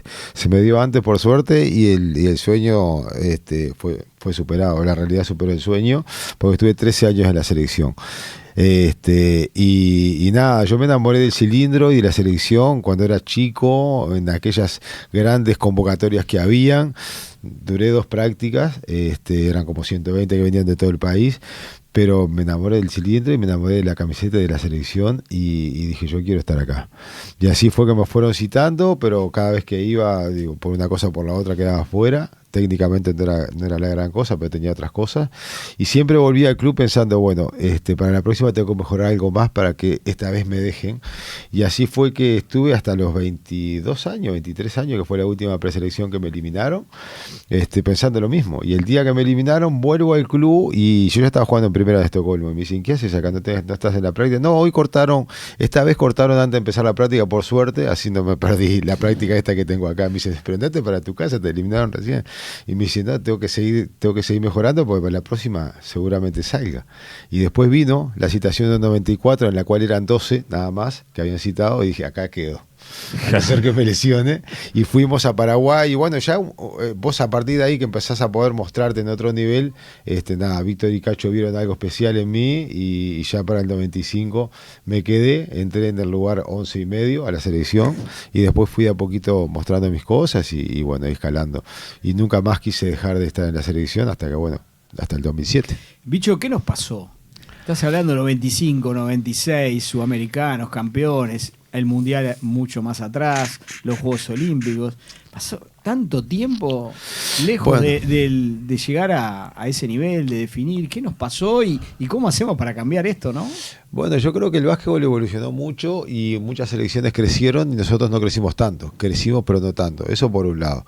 Por otro lado, lo que estábamos hablando incluso fuera del micrófono, nuestro nivel de captación siempre fue muy acotado y no se ha movido demasiado de eso, ¿no? O sea, solamente nos estamos quedando con los clubes de siempre que están en el mismo lugar y sin salir a buscar otras cosas. Me acuerdo que la última gran recogida que hubo, ahora se está empezando a hacer algo y se están trayendo gurises chicos del interior que están yendo a entrenar con Marcelo, que está dirigiendo la formativa, pero la operación de altura, no sé si ustedes se acuerdan, aquella famosa operación de altura, y ahí se sacaron jugadores como Juliano Rivera, Busut, y fue la última vez que se salieron a buscar. Contarle, explicarle qué fue la operación de altura. No recuerdo bien en qué década fue. Se salió a captar por todo el país jugadores de más de, no me acuerdo cuál era la X talla, ¿tá? Y a partir de ahí los traían y empezaban a formarlos técnicamente, porque el deporte del básquetbol es un deporte para los jugadores altos. Sí, que acá Marcelo Capalvo dijo hace unas semanas atrás, dijo que teníamos un problema de altura, que los uruguayos somos petizos. Yo estaba googleando la altura de los uruguayos y no somos tan petizos. Capaz que petizos son los aspirantes a jugar. Pero bueno, en básquetbol, claro, sí. Claro, nunca tuvimos jugadores muy grandes. Jugadores más altos. Y claro, porque tienen un número mayor y porque tienen colonias alemanas. Yo que sé, justamente en Brasil, yo me acuerdo que ellos hacían estas operaciones cuando fuimos en el 95, y los gurises que eran gurises en ese momento, que estaban en el mismo hotel que estábamos nosotros, no entraban en el ascensor. Y yo preguntaba, ¿y esto qué hacen acá? No, están haciendo una especie de operación de altura en todo Brasil con los millones y millones que son. Y recuerdo que es más, selecciones posteriores, estos jugadores que nosotros veíamos chicos terminaron estando en la selección. ¿Por qué? Los captaron por su talla y después los dotaron técnicamente. Nosotros las captaciones acá deberíamos hacerlas más temprano en edad, porque hay que aprender el deporte relativamente temprano. Es difícil. Esteban Batistas, o muchos Esteban Batistas que empiezan con 17 años, ¿no? Claro. No es común. Entonces hay que ir a buscarlos desde temprano y después acogerlos para que tenés que mirar cómo es el padre, porque no sabés cuándo va a pegar. Bueno, yo tengo un plan ahí, no sé si nos alcanzará, pero en Noruega hay clubes en los cuales solamente permiten entrar para que se conecte gente mayor, más alto de 1,90, de 1,90 para arriba, y mujeres de 1,80 para arriba. De ahí saca cuenta que van a salir jugadores altos sí o sí. Hay que esperar un rato, ¿no? Porque empezás a hacer eso hoy. Si les tenés que enseñar a jugar a los 13 años, capaz que el pibe no pegó el estirón todavía. Y bueno, pero hoy en ahí día, tenés que mirar al padre a ver qué altura tiene. Al padre y la madre, sobre todo la madre, que dicen que es la que determina más que nada la altura. Si está muy pero bueno, hoy que hay tanta facilidad con datos, es esto, ¿no? También empezar a ir a las escuelas, a los colegios y decir, bueno, a ver cuáles son las estaturas. Pero bueno, hay un 2004 hubo una operación altura en niños de quinto año. A los niños de quinto año en el 2004. Allí empezaban no, primaria, estamos hablando de primaria. Escuela primaria. Está muy tarde. Estamos hablando que se quería buscar en esa época 50.000 niños. Por eso no me descubrí en todo el país, en el básquetbol, porque yo en quinto año esta operación de altura que yo te menciono no funcionó, esto que me decís es antes, pero acá hubo un proyecto de alguna manera, pero claro, es sostener en el tiempo, ¿no? Es sostener en el tiempo. Fíjate, esto pasó hace 20 años, ¿no? Y no hemos visto los resultados. Y lo otro que ha pasado con la selección es que yo creo que la última vez que la selección tuvo una comunión como aquella del 95-97 se dio porque todos tirábamos para el mismo lado en ese momento, ¿no? O sea, no se nos ocurría, éramos prácticamente todos jugadores del medio, había creo que 1 o 2 jugadores que estaban participando en el exterior, pero después era periodistas, la gente, los jugadores, todos tirando para el mismo lado, y creo que lo único que nos importaba a nosotros, Víctor nos dijo algo que fue para mí fue clave, ¿no? En aquel entonces. ¿Recuerdan ustedes el dicho de estamos en el fondo de la bolsa? Sí, le dijimos, porque teníamos un tema de viáticos que no queríamos ir porque nos pagaban $50 de viático en aquel entonces, imagínense, $50 de viático. Dice, bueno, aquello de estamos en el fondo de la bolsa no aplica a nosotros somos la bolsa a esta altura.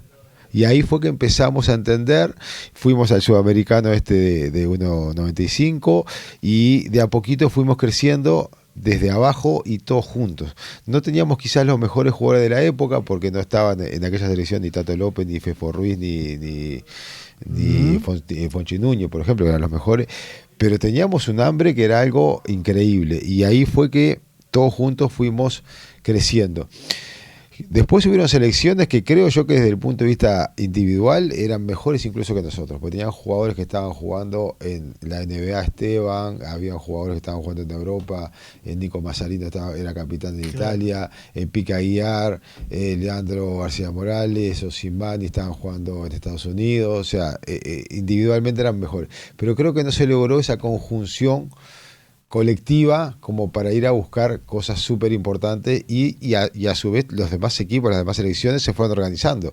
Venezuela, que era un loquero, se empezó organizando, llegó el Che García, clasificaban a mundiales y esos lugares que estaban para nosotros los tomaron otras selecciones. ¿Cómo haciendo un paralelismo con el fútbol que capaz que la gente lo entiende?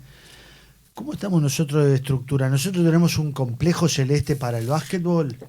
¿Y los otros países no lo tenemos y los otros países lo tienen? Tocaste otro punto neurálgico, ¿no? O sea, nosotros lo que tenemos hoy en día a nivel selección es la cancha de Waston, de Buruyú Waston, que bueno, o sea, es una cancha de básquet y se hicieron algunas modificaciones para que fuera más amigable, con una sala de pesas. Estaba falta. No hay. Falta el complejo celeste. Salado, ¿entendés? Entonces no es un lugar lindo, no es un complejo celeste en el que vos entrás y te sentís rodeado, cuidado. No, con toda la estructura que tengas que tener. Tengas que tener, ¿no? Ni ahí. Pero esta forma. Y los otros países lo tienen. Esta forma de disputa de ventanas creo que nos facilita, porque hoy en día tenemos muchos jugadores que están jugando afuera, con todas esas infraestructuras que sí tienen y que se han desarrollado. Entonces, cuando vienen acá es cortito el tiempo de preparación y ya de vuelta a la cancha. Y eso creo que nos favoreció. Y lo otro que nos favoreció es que hoy en día se juega con abiertos al aro, no se juegan con jugadores pesados, no se juegan con 5 de espaldas al aro, y eso para nuestras tallas es bueno. Se juega con lo que se llama small ball, con mucha velocidad, con mucha movilidad, con mucha defensa, y eso nos ha favorecido. Y por otro lado tenés este conjunto de jugadores que creo que es lo que más se acerca a lo que puede ser la pelea por un mundial o por una olimpiada, porque tienen un hambre que yo los veo jugar y me encanta, ¿me entendés? Es una cosa, y están tirando para el mismo lado y no les importa que les pongan enfrente. Es Estados Unidos, voy y le gano, y así sucedió. Y le ganaron, sí. Y vamos a ir a jugar a Argentina y no me importa, y vamos y le ganamos a Argentina y lo dejamos en 50 y pocos puntos, y ahí es cuando se construyen los grandes equipos, ¿no? Bueno, le vas a preguntar por la época, tenemos poco tiempo, la época más gloriosa de nuestro querido Welcome. Yo soy doble chapa nacional, Welcome. Pero no, en Welcome hay por lo menos un par de anécdotas. Una es que, a diferencia de lo que puede pasar con un jugador de fútbol, sobre todo que se da más, uno cuando pega un pase un jugador se lleva un dinero, no se lleva un porcentaje del dinero. En el caso de Bicho Silvera, cuando pasa de Estocolmo a Welcome, en realidad tuviste que pagar parte de tu pase. Hice una pequeña inversión ahí, digamos. Bueno, en ese momento, en Estocolmo nosotros habíamos estado ya 3 años en primera y bueno, ahí justo ese año descendimos. Y surgió la posibilidad de que Welcome me comprara a mí, comprar el pase, en aquel entonces era bastante común. Y empezó a trabarse la situación porque, claro, Estocolmo dijo, bueno, necesito plata, porque obviamente siempre precisaba plata, y querían más dinero. Y yo pensaba, pero yo hasta ahora era Luis Luisito, en ese momento de Estocolmo, y ahora valgo como Michael Jordan, una cosa increíble. Pero bueno, eran las reglas de juego, ¿no? Del mercado. Y bueno, había una deuda de Estocolmo hacia mí, porque en los últimos tiempos había sido difícil, y bueno, estábamos haciendo una cosa, yo sumé, era un montón de plata, no me acuerdo cuánto era, pero eran miles de dólares. Olvídense de esa deuda, así eso se vuelca de alguna forma a lo que ustedes van a percibir. Aún así no daba, no alcanzaba, y llegó un punto en el cual ya Huelcan dijo, era prácticamente el segundo pase más caro en todo el básquetbol uruguayo. Llegó un momento que dijo, hasta acá llegamos. Y bueno, entonces yo dije, ¿cuál es el contrato mío que voy a tener futuro en Huelcan? Me acuerdo que, hoy lo puedo decir, porque ya ha pasado tanto tiempo, eran $1.400 por mes. Que iba a percibir yo durante 10 meses, no te pagaban nunca todo el año, y les dije, bueno, vamos a hacer una cosa, descuéntenme a mí $500 por mes durante 10 meses, y esos $5.000 los volcamos, ustedes se los pagan al club y después me los descuentan a mí mes a mes. Y así fue que terminó saliendo el pase, fue la última negociación que hubo. Y bueno, creo que fue una apuesta, una buena apuesta para mí, porque las cosas salieron bien, ¿no? Podían no haber salido bien y ahí yo haber dicho, bueno, me perdí esa plata, pero salió bien la cosa, salió bien. Quedé contento con esa situación. Bueno, obviamente también los dos clubes quedaron contentos con esta posibilidad.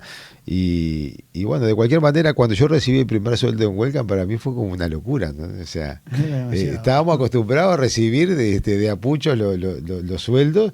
En algún momento cobré en especias, ¿no? Me estaba casando en aquel momento, con mi primer matrimonio, y heladera, cositas, ese tipo de cosas era la forma de pago, así que... ¿Y hoy los sueldos siguen siendo así? No, ha cambiado. Está más profesionalizado. Está mucho más profesionalizado, pero... 30 años.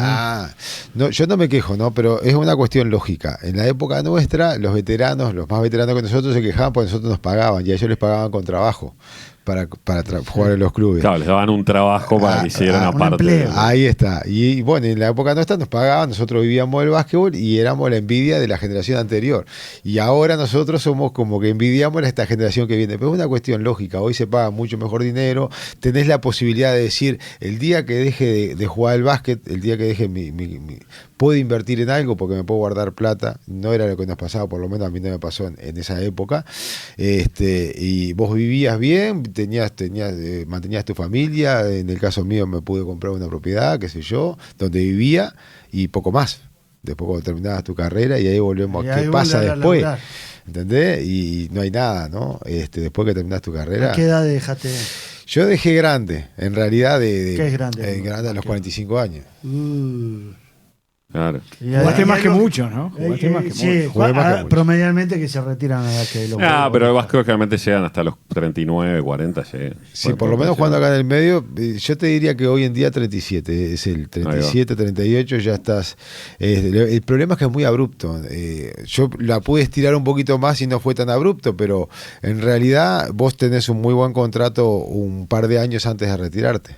El penúltimo año tu porcentaje se te baja un 50%, el último año se te baja un 70%, y al otro año tenés absolutamente nada. ¿Y cuando te retiraste, te retiraste a ciegas o ya sabías que lo que ibas a hacer? Bueno, yo había empezado, ya había hecho el curso técnico y ya estaba, mientras jugaba estaba haciendo técnico en Huelcan mismo. Entonces como que ahí empecé con esa parte que obviamente no te cubre todo lo que vos ni cerca, ¿no? Pero por lo menos la actividad y ocupar la mente. Y ocupar la mente, que esa es una cosa, y la adrenalina, que también después de que vos jugaste tantos años a nivel profesional, no solamente el dinero, es qué hago ahora con todo esto que tengo adentro metido. Me levanto y ¿a dónde voy? ¿A dónde voy? ¿Qué hago? Bueno, es muy difícil y es un gran problema para la gran mayoría de los jugadores, tanto no solamente de básquet, sino de fútbol, que es otro de los problemas que hablamos, que a nivel psicológico social es muy duro. No sabés realmente. Yo pasé por ese momento de depresión profunda en el cual vos mirás y decís, ¿y ahora qué? O sea, yo era esto, era el bicho Silveira, y ahora era el trabajo, en definitiva, y la persona, y cómo sostengo a mi familia. Y si no puedo hacerlo, ¿para qué estoy? ¿Para qué sirvo? ¿Y cómo saliste de esa? Corriendo. Salí corriendo, bueno, de alguna manera también dirigí, eso me ayudó un poco. Pero ¿Para atención en salud mental es tabú o lo hiciste? No, ¿Era un psicólogo, un psiquiatra? yo terminé haciéndolo. En ese primer momento corrí, la pasé mal, correr me ayudó, pero después llegó un punto en el cual necesité ayuda y nada, fui a una psiquiatra. Increíblemente, cuando voy a sacar horas, es una cosa de loco que pasa acá en Uruguay y debería modificarse, ¿no? Sí. Me daba para 6 meses. Dentro de 6 meses ya me dio un corchazo, ya está, ya fue, ¿me entendés?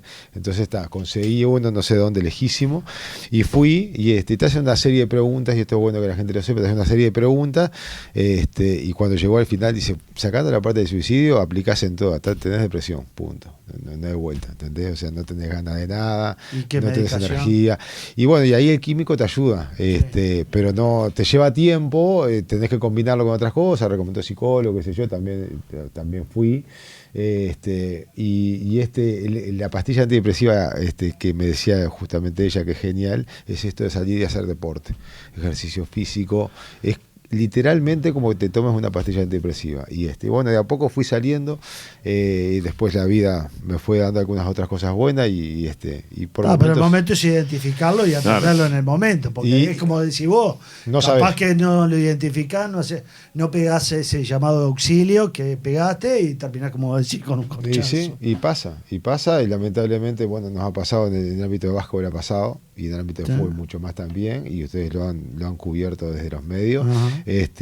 Sobre todo porque es un tema tabú, porque es un tema que no se habla y hay que hacerlo, nadie nos prepara para el retiro. Bueno. Relacionado con eso, ¿puede ser que salvaste una vez a una persona que se estaba por tirar en el arroyo Miguelete? Me pasan cosas raras. Una persona se tiró en el arroyo Miguelete y era una mujer hace muchos años, y lógicamente el arroyo no tiene profundidad, se quebró las piernas en las rocas que estaban ahí abajo. Y yo estaba corriendo justamente por ahí y miré, viste como decís, no, acá no va a venir como en Estados Unidos un helicóptero a sacar a nadie de ahí. Así que bueno, nada, entré al arroyo y después me ayudaron otras personas, pero yo creo que es lo que haría la mayoría de las personas, ¿no? Ayudar a otros. Y bueno, a mí me tocó esa, así que lo hice y lo seguiré haciendo. Bueno, muy bien. Vamos a las rapiditas. Vamos a las rapiditas porque estamos recontrapasados. En punto de encuentro llegan las rapiditas. Un ping pong de respuestas rápidas y un solo paso. Las rapiditas. Vamos con la primera. ¿Sos competitivo incluso fuera del deporte? Sin duda, sí. ¿Alguna vez festejaste antes de tiempo una victoria? No. ¿Te peleaste más con árbitros que con rivales? No. ¿Llegaste tarde a algún entrenamiento? Siempre. Casi siempre. El gran profesional que era. Me quedaba después, pero... Bueno. ¿Te escondieron algo en una concentración? Sí, claramente. Qué pillo. ¿Tuviste algún compañero que se creyera estrella antes de serlo? Sí. ¿Te pasó a escuchar un insulto de la tribuna y reírte? Sin duda. No te hagas el pendejo que tenés como 30 y tenía como 40. La verdad que muy buena. ¿Entraste alguna vez a una cancha lesionado porque el equipo te necesitaba? Muchas veces. ¿Te tiraste más veces al piso que algunos jugadores a entrenar? Y me tiré unas cuantas, no sé si tanto, pero sí me tiré. Después de ganar varios títulos, ¿seguías poniéndote nervioso antes de las finales? Hasta el último partido de mi carrera. ¿Alguna vez terminaste un partido lleno de raspones pero feliz? Muchas veces. De todo. Creo que una vez me pasó que no. ¿Mirás partidos y pensás, eso antes no era falta? Bueno, en la NBA, en la fase regular, y ahora en las finales no, es una cosa muy loca, pero sí. Es una manteca. Una cosa. Muchas gracias. Luis Bicho Silveira, gracias, un gusto haberte compartido esta mañana contigo. Una nota tremenda, realmente les agradezco a ustedes porque bueno, hemos tocado cosas divertidas y cosas muy serias, así que los felicito. Para la última, el Banco de Campeones, ¿a dónde hay que ir? Y el Banco de Campeones es @Banco Campeones SH, que es el Instagram del Banco de Campeones, y si no, @Bicho Silveira, y bueno, la idea es esto, y quien tenga campeones para donar, se contacta, y quien necesita también se contacta. Igual hay que tener una pata así, ¿no? No necesariamente, de todo. Hay de todo. Ayer me donaron unos talles 50, así que imagínate. Vamos arriba.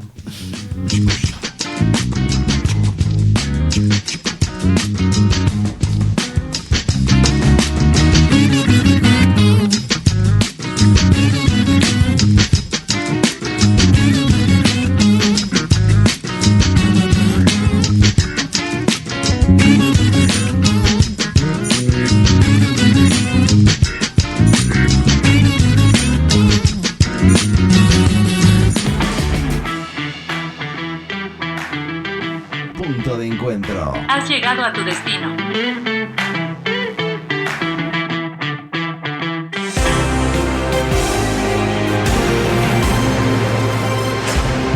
Flash informativo. Lo que tenés que saber a esta hora.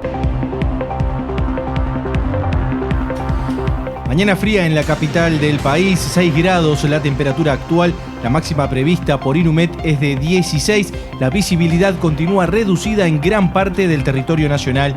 La ANEP aprobó por unanimidad la donación que hizo el presidente de la República, Yamandu Orsi, de su camioneta Hyundai Santa Fe. Tras la polémica por la compra con un descuento de $25.000, el primer mandatario anunció la donación para el traslado de escolares. La donación fue aceptada en la sesión del pasado martes. Se hizo trascender que el tema no se debatió a la interna, solamente se recibió el ofrecimiento y se aprobó, ya que es común que la ANEP reciba donaciones de todo tipo, incluido inmuebles, obras de artes y también muebles. La camioneta Hyundai pasará a manos de la Dirección General de Educación Inicial y Primaria, aunque todavía no se definió a qué departamento irá. Antes de adoptar la resolución, el gobierno debe ejecutar el traspaso del vehículo, registrar en la flota de la ANEP y obtener así una nueva matrícula. En el panorama internacional, la Organización Internacional del Trabajo, un organismo de la Organización Nacional de las Naciones Unidas, adoptó este viernes el primer acuerdo en el mundo sobre la protección de los trabajadores a tiempo parcial de las plataformas digitales. El acuerdo de la OIT tiene como objetivo ampliar las protecciones laborales a millones de personas en todo el mundo que trabajan a través de plataformas digitales en ámbitos como el reparto de comida y los servicios de transporte. En el año 2023, el Banco Mundial estimó que había hasta 435 millones de trabajadores de plataformas digitales en el mundo que en gran medida han quedado fuera de las protecciones laborales. El crecimiento de estas plataformas durante las últimas décadas ha abierto nuevos mercados para las empresas y creado oportunidades de empleo e ingresos, se afirmó desde la OIT. Pero las condiciones a veces dejan que desear, ya que están reguladas por contratos de prestación de servicios o autónomos en vez de ser asalariados de las empresas. Las compañías que están detrás de las aplicaciones controlan el trabajo por encargo mediante algoritmos que asignan tareas, fijan la remuneración, evalúan el desempeño e incluso despiden a los trabajadores. Esto les permite en muchos casos ignorar aspectos como los requisitos de salario mínimo, la seguridad en el lugar de trabajo y el acceso a la seguridad social. En minutos nada más aquí en Punto de Encuentro se viene el fogón de viernes con Nacho Oves.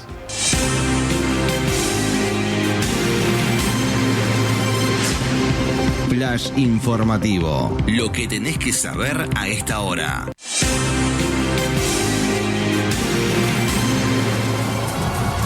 Universal es mundial.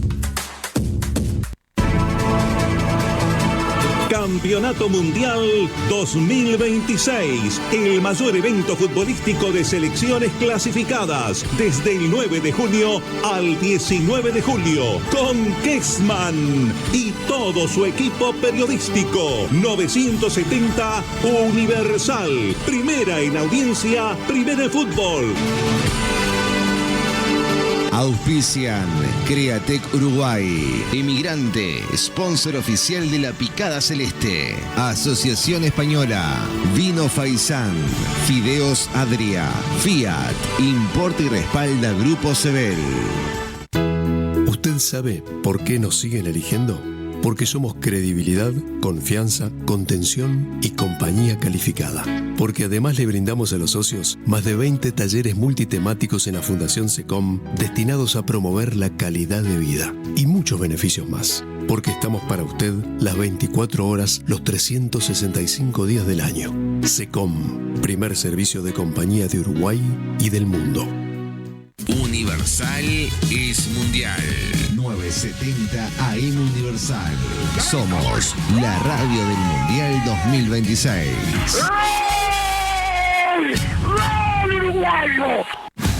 Esta promo te está llamando. Si tenés un plan de internet hogar de Antel, tenés 3 meses de plan premium de Disney Plus sin costo adicional para que vivas los mejores partidos, los deportes en vivo de ESPN y tus series y películas favoritas. Además, llevas un Antel Box a mitad de precio para convertir tu TV en un Smart. Pedilo ahora en antel.com.uy. Antel, el futuro lo creamos juntos. Cotrans, donde los clientes y socios son protagonistas de su experiencia de compra. En Avenida Uruguay 921 está el nuevo local de Cotrans. Somos distintos porque somos cooperativa. Cotrans, siempre te espera, siempre te acompaña. La vida se disfruta con tranquilidad cuando reís con amigos, compartís el amor, celebrás en familia, vivís tus sueños y tenés en quien confiar. Infórmese por nuestro exclusivo Plan Tranquilidad con beneficios especiales. Martinelli 0800 1882. Martinelli desde 1882. Soda Piscis, un signo de salud en tu vida. Solicitala en sus diferentes tamaños: sifón de 1,5 litros o bidones de 6, 10 o 12 litros. Seguinos en Instagram y Facebook. Soda Piscis, aguapiscis.com.uy.